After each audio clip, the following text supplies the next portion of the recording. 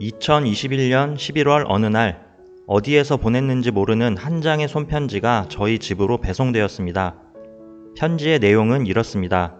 우선 저의 안부를 묻고 악어의 턱이란 신문기사의 내용을 나누고자 편지를 보냈다고 합니다. 내용인즉슨 악어의 악력은 상당하지만 그만큼 예민하다. 악어의 두개골에는 구멍이 있는데 신경 말단을 보호하기 때문에 음식물과 새끼 악어를 구분하여 힘을 조절할 수 있다는 등의 내용입니다. 여기까진 좋은데요. 이처럼 강인함과 예민함을 함께 지니고 있는 것이 과연 진화일까 설계일까를 묻고 있네요. 진화가 아닌 것 같으니 홈페이지로 와서 창조에 대해 같이 알아보자는 편지인 듯합니다. 편지를 받았으니 답장을 해야 예의겠지만 보낸 이의 주소가 없어 이렇게 영상으로 답장을 하게 되었습니다. 편지를 보내신 분이 이 영상을 꼭 보셨으면 좋겠습니다. 생명의 역사는 물에서 시작되었습니다. 고생대 중후기에 원시 조상 어류가 물 밖으로 나오게 된 결정적인 계기는 산소에 의한 오존의 형성이었습니다. 오존층이 자외선을 막아주었기 때문에 육지라는 새로운 환경에 적응하고 풍부한 영양분을 섭취할 수 있게 되면서 육상생물의 방산이 시작되었습니다. 하지만 아무나 육지로 올라온 것은 아니었고 건조라는 악조건에 대해 투쟁해야 했습니다. 따라서 양수로 채워져 있어 충격과 온도 변화, 건조로부터 배아를 보호하는 양막이라는 기관을 가진 집단이 성공적으로 진화할 수 있었습니다. 이렇게 양막류는 육상생물의 공통조상이 되었고 양막은 원시 조상 형질로서 성공하여 현재 우리 인간에게까지 이어지게 되었습니다. 양막류 조상의 후손들은 다양한 방식으로 방산했는데 측두구멍의 개수에 따라 무국류, 단국류, 이국류 등으로 분류합니다. 구멍이 없는 무국류 후손으로 거북목이 있고 구멍이 하나인 단국류는 간용류와 수국류를 거쳐 인간을 포함하는 현생 포유류로 진화했습니다.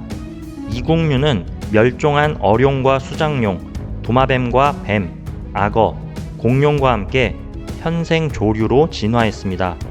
편지의 주제인 악어는 과거 그라킬리스쿠스라는 조상형이 있었고 테레스트리스쿠스라는 네 발로 걷는 동물과 프로토스쿠스라는 전형적인 악어의 특징을 가진 과도기적 동물이 살았었습니다.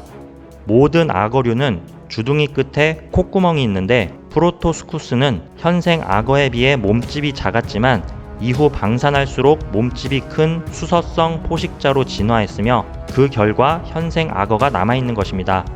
악어는 보통 물속에 매복해 있는데 주둥이 끝 콧구멍은 이에 대한 적응 형질인 것입니다. 그리고 악어는 먹이를 발견하면 순간적 힘을 발휘하여 먹이를 낚아챕니다. 따라서 순간 스피드가 빠르고 악력이 강할수록 생존과 번식에 더 유리했을 것입니다. 또한 알에서 새끼가 부화하려고 할 때 살짝만 깨물어 새끼가 쉽게 나올 수 있도록 섬세한 힘 조절을 할 수 있습니다. 이런 상황에서 섬세하지 못했던 부모는 자식을 남길 수 없었고 결국 섬세하지 못했던 유전자는 도태되었던 것입니다. 최근 분자생물학적 연구를 통해 악어와 거북의 유연관계가 매우 가까움도 밝혀졌습니다.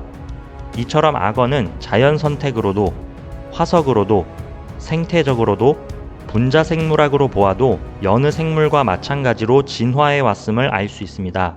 진화는 생명을 정의하는 특징 중 필수 항목입니다. 즉, 진화하지 않는다는 것은 생명이 아니라는 말입니다. 신앙으로서 창조는 흥미롭고 인류의 역사에서 교훈을 주었던 소중한 자산이므로 존중받아야 마땅합니다. 하지만 자연을 다루는 과학에서 신학적 창조는 초자연이자 실증할 수 없는 것이므로 들어설 자리도 없고 들어와서도 안 됩니다. 만약 절대자의 창조 행위를 객관적으로 입증할 수 있고 누구나 관찰할 수 있다면 당연히 그것은 과학의 영역이 될 것이나 현재로서는 가능성이 없습니다. 명백한 자연현상 자체를 부정하지 않으면서 올바른 신앙인으로서 현명한 생활을 하셨으면 합니다.